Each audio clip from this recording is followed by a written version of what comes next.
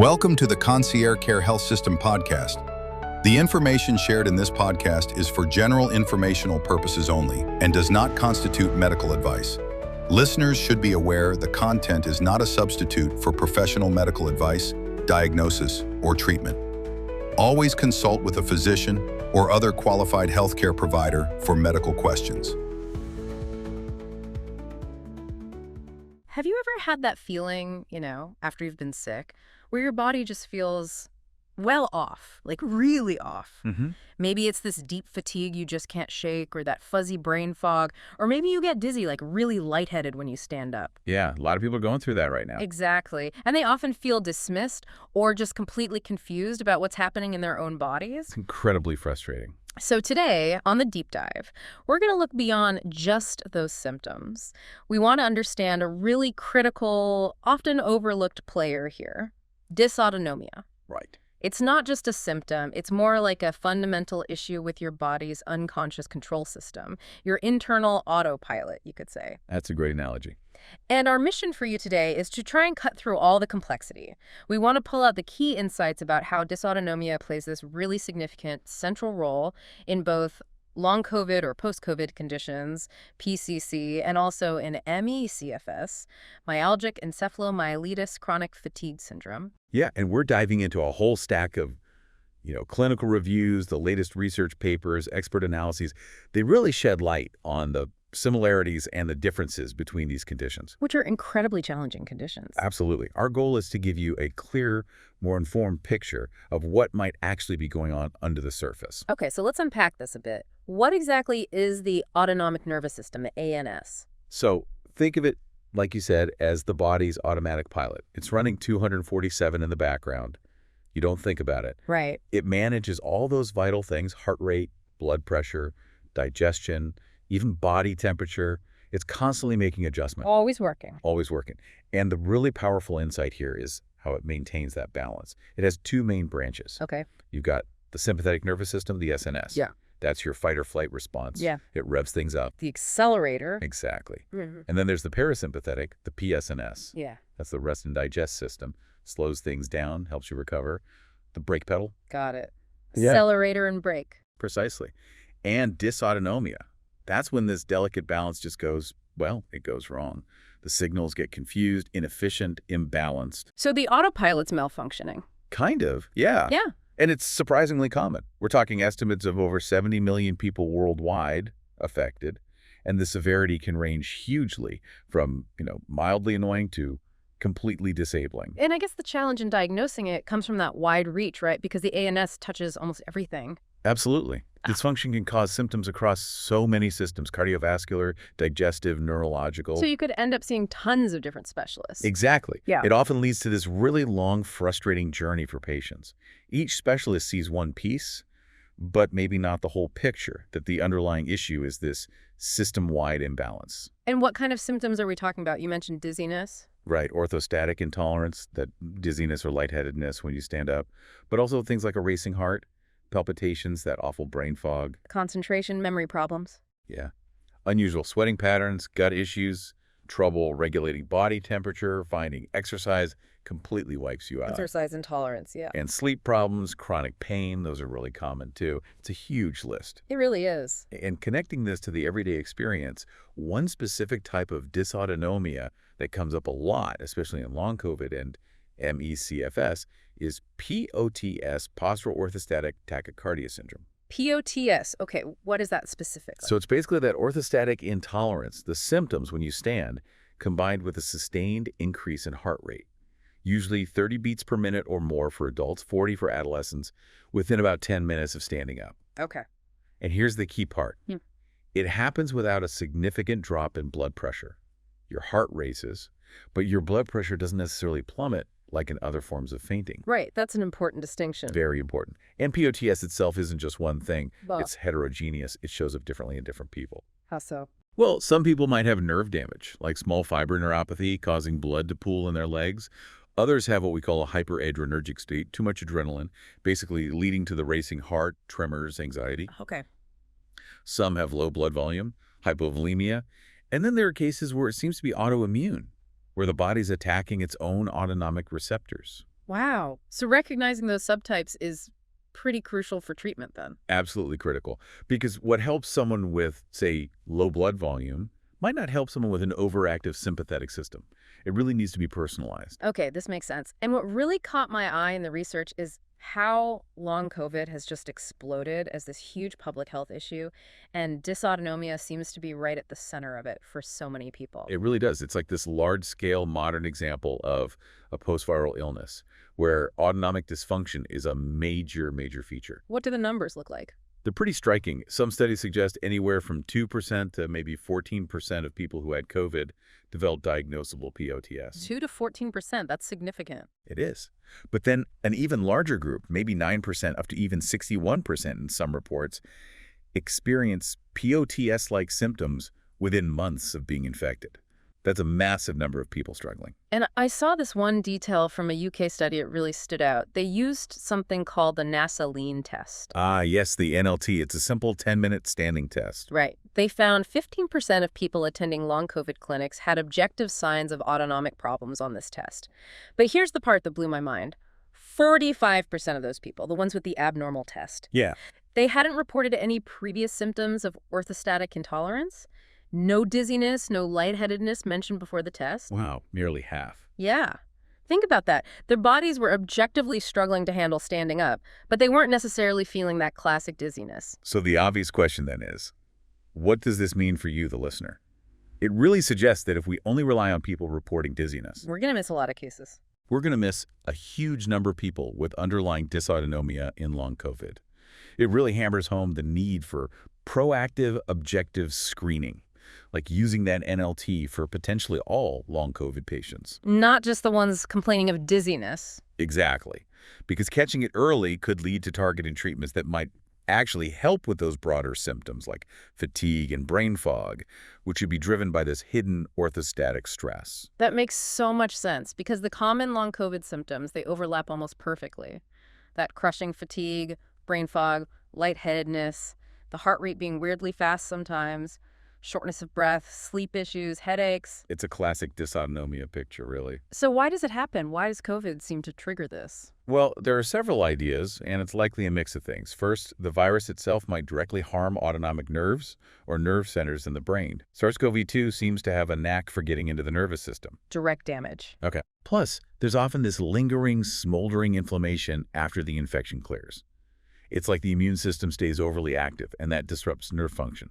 Neuroinflammation. Makes sense. What else? Second, and this is a big area of research, autoimmunity. The virus might trigger the immune system to mistakenly create antibodies that attack components of the autonomic nervous system itself. So your own body starts fighting its control system. Pretty much, yeah. These autoantibodies interfere with normal signaling, causing all sorts of problems. Okay. Third, there's the vascular side. Damage to the lining of blood vessels. The endothelium seems common after COVID, and there's this compelling idea about persistent microclots. Tiny clots. Yeah, tiny abnormal clots that might be blocking the smallest blood vessels, the capillaries. This could reduce oxygen delivery to tissues. Leading to fatigue. Exactly, and maybe compensatory tachycardia, Yeah. the heart beating faster to try and make up for it. Poor perfusion. Wow. And the last idea. The multi-hit model. This suggests that maybe developing severe, long-lasting dysautonomia isn't just about getting COVID.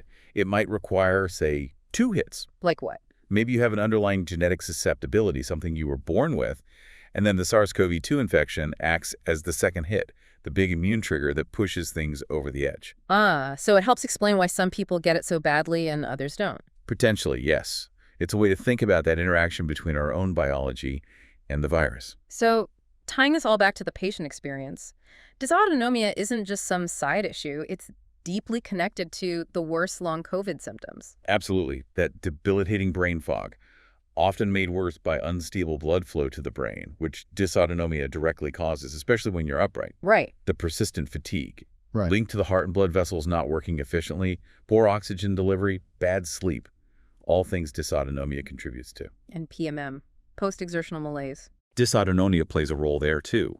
The body just can't regulate its response to exertion properly or recover from it. The whole system is fragile. But the hopeful part is actually treating the POTS or dysautonomia seems to help these bigger symptoms. Yes, there's growing evidence that managing the autonomic dysfunction, getting the heart rate and blood pressure more stable, improving blood flow, can lead to real improvements in fatigue, brain fog, and overall function. That's really encouraging. Okay, so if long COVID is bringing dysautonomia into the spotlight now, what about ME/CFS? This isn't new territory for that condition, is it? Not at all. ME/CFS, which is this complex chronic neuroimmune illness recognized by the WHO and CDC as neurological, by the way, has long been associated with autonomic problems. What are the hallmarks of ME/CFS again? Profound disabling fatigue is key. Then there's that characteristic post-exertional malaise, PEM, where exertion causes a significant worsening of symptoms. Cognitive dysfunction or brain fog, sleep problems, pain. Sounds familiar. Very familiar. And autonomic disturbances, like POTS, have been recognized in ME/CFS for decades. Objective evidence has been building over a long time.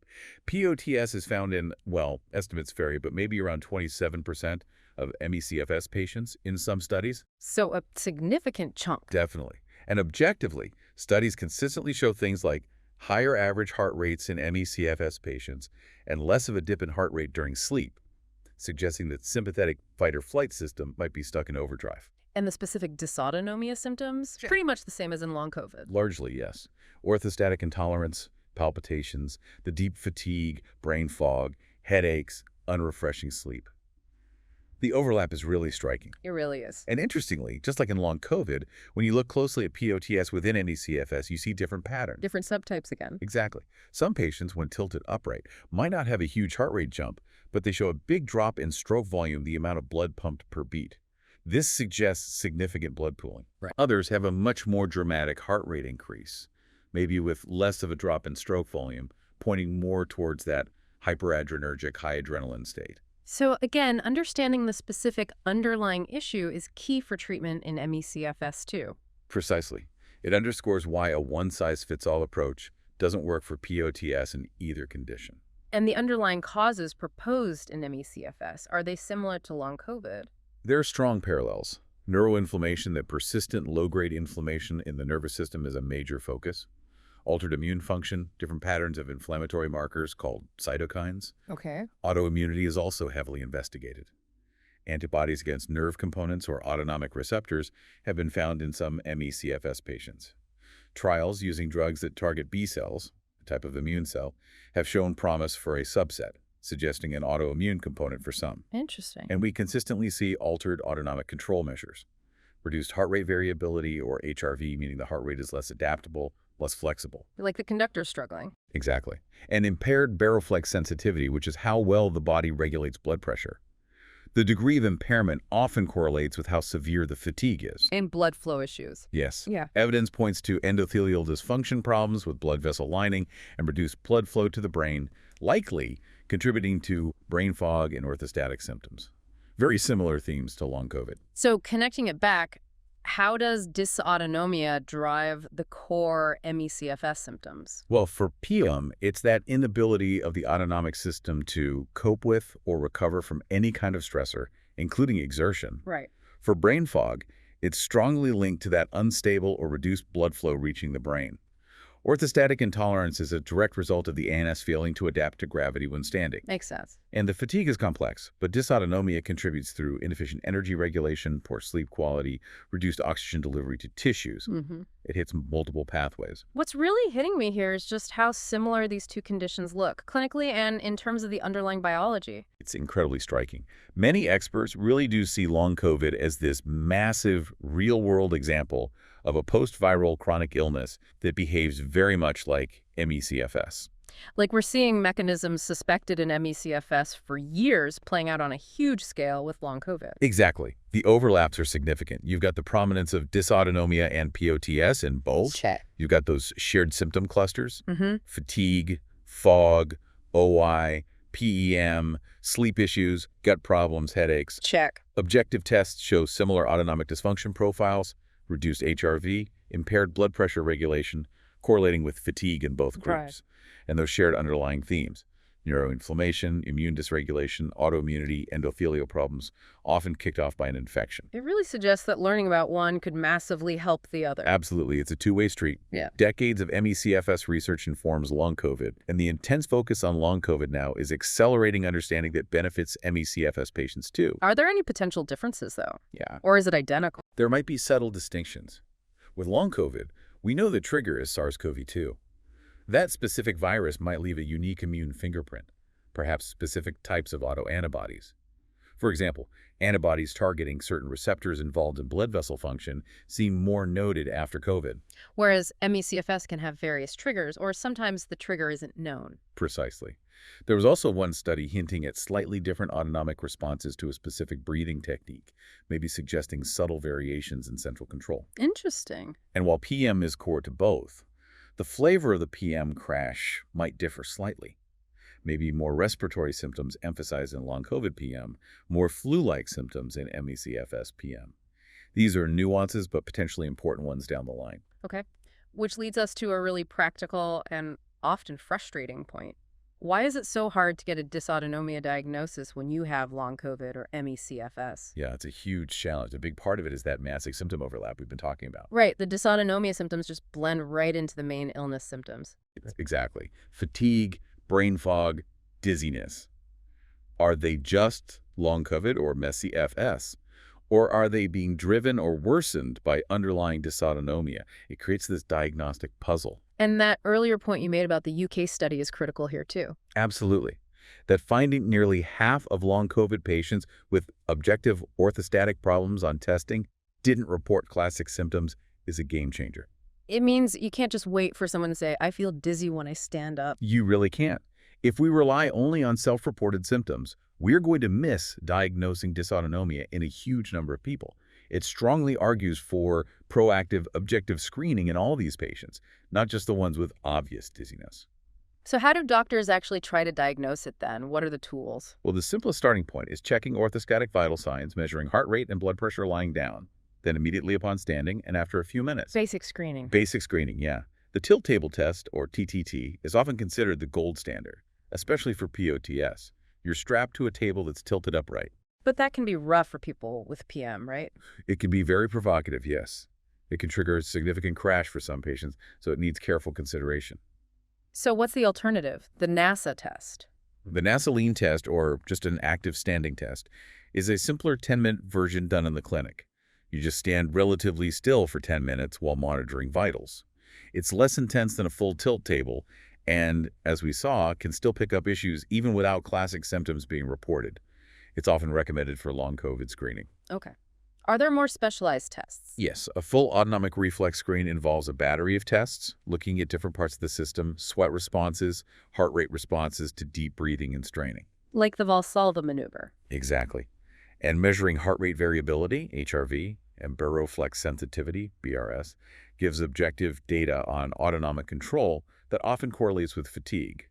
Sometimes nerve biopsies or specific blood tests are needed to look for underlying causes. But interpreting these tests isn't always straightforward. No, context is everything.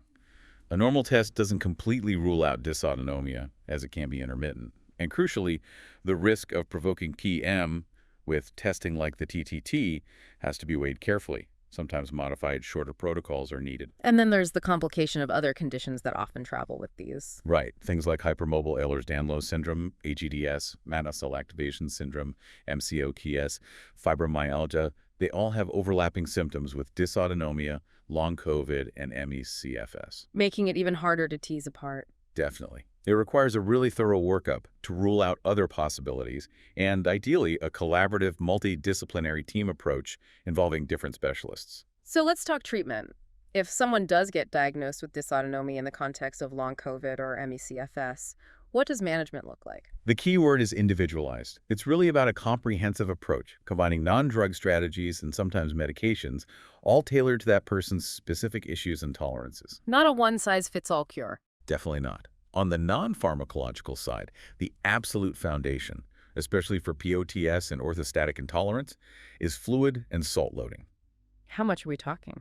often aiming for 2 to 3 liters of fluids per day and significantly increasing salt intake, maybe 5 to 10 grams of sodium, which translates to about 2 to 4 teaspoons of table salt, or using electrolyte drinks or salt tablets. This helps boost blood volume. Okay, what else? Compression garments are really helpful. Medical-grade compression stockings, leggings, ideally thigh-high or waist-high or abdominal binders, they physically squeeze blood back up towards the heart, reducing pooling. Makes sense. Lifestyle stuff. Yes, simple things can make a big difference. Avoiding triggers like prolonged standing, hot showers or baths, dehydration, large meals, learning to change positions slowly, using physical countermaneuvers like crossing your legs or tensing muscles when you feel symptoms coming on. Right. Now, exercise. This is a really tricky area, especially with the PM. Extremely tricky. And this is critical.